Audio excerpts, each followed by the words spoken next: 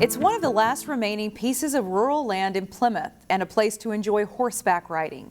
But its peace and tranquility has been damaged for the time being as Plymouth police look into not one, but 2 cases of vandalism.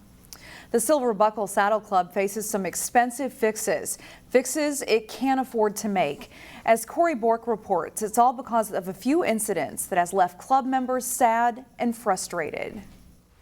It's really sad.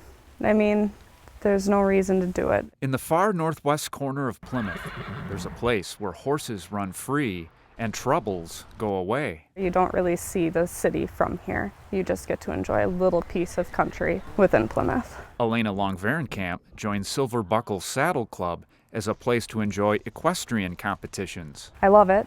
It's been an outlet for me and it's been really helpful for me. But that enjoyment was shattered. Every window on this property has been shattered. Literally. As I'm walking around the corner, the door's wide open and the lights are on and there's glass all over the ground. And I'm like, you have got to be kidding me. Jenny Woods first noticed all the damage last Friday. All 3 of the club's buildings had been vandalized, taking many hours to clean up. Then on Thursday, a discovery that it happened again. This time leaving behind a trail of candy evidence. We're 90% sure it was kids because the gate to the club was still locked on the driveway. For this longtime club, it's a tough pill to swallow, and one it couldn't ever recall happening. The cost to make repairs is something it can't afford. It would cost over $1,500 for our insurance to come in and fix it, and that's out of our price range right now because of other things that we have to pay for. Its biggest expense is $9,500 in property taxes,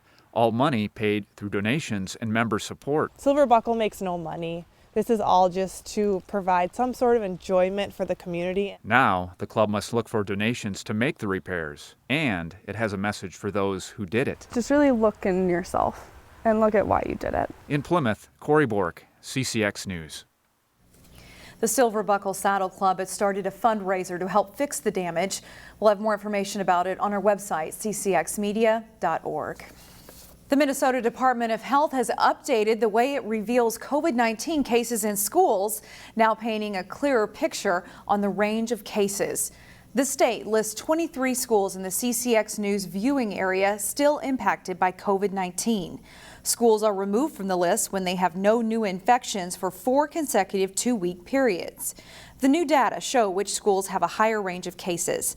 Providence Academy in Plymouth, for instance, had 20 to 29 cases for a 2-week period ending October 2nd, the most for any school during that time frame in Hennepin County. The state's test positivity rate, meanwhile, has dropped to 7.1%, which is the lowest in a month. A state audit release this week gives us a first look at how municipal liquor stores fared during the pandemic. For Brooklyn Center and Robbinsdale, it was a mixed bag. Municipal liquor store profits in Minnesota were up more than 29% in 2020. It marks the 25th consecutive year of record sales. In Robbinsdale, its municipal liquor store reported a net profit of $188,000, an increase of $74,000. But for Brooklyn Center, its municipal liquor store was the only one in the metro to sustain a net loss last year. The state report shows a net loss of $107,000. State officials attribute that loss to the city moving its liquor store to a new building at Shingle Creek Crossing 2 weeks before the start of the pandemic. As soon as a new building comes online, the depreciation schedule, your depreciation is going to be much higher at the beginning of that. And so that affected their operation. State officials say this is the first time Brooklyn Center has reported a net loss with its liquor store operations. Now that the growing season is wrapped up, students at Zachary Lane Elementary can celebrate a successful harvest. We highlight its new garden in today's School Spotlight. There were some peppers hiding in here. The final fruits of the season are still visible in the garden outside Zachary Lane Elementary School in Plymouth. Oh, good one. And what grew even better than the produce in this year's garden? I really like harvesting, and last year at the end of the year we had a salad with all the stuff. There's some red jalapenos over here we could get. The learning opportunities for students. That I got to help plant it. I had to dig some holes for some seeds, and they had to be just the right depth down. I think it's beautiful. It's turned out so well. I've had parents come up to me and say, oh, my child never wanted to touch a vegetable before now, and now they tried it for the first time because they grew it. And I think that's just really rewarding and exciting to see. Every grade level got to choose something a little bit different. And that was kindergarten that did the sunflowers. So the sunflowers outgrew the kindergarten. I think that was kind of exciting to see. Principal Matt Phelps says the garden came about through a collaboration between teachers and community members, plus a grant from the Seven Dreams Foundation. The support from the community has been great. Building the boxes all the way to putting all the mulch down. Tons of families, community members that pitched in to do this, staff people that were all helping. So what I've gotten out of it is realizing what a strong community we have here at Zachary Lane. They are amazing. Volunteers built the beds and did the prep. Scouts helped with a hand washing station. Parents and staff kept the garden watered during the hot summer. All that work so the Zachary Lane garden could be a place where hands-on learning is cultivated. Look at that. It's kind of cool to see the different shapes and colors that come in, huh? It's hands-on, hands in, hands dirty kind of stuff. Really fun. There are already plans to expand the garden. The next project will be a pollinator garden.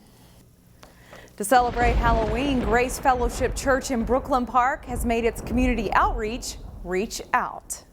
We used to do the trunk or treat here at the church, and we had all kinds of people from the community. But about 3 years ago, we decided, hey, instead of expecting the church, like the people to come to us, let's go to them. Let's take it out into the communities and have it in the neighborhoods. The church is sponsoring 14 Halloween hotspots around the area on Halloween night. At each location, there will be treats, a bouncy house, and other goodies.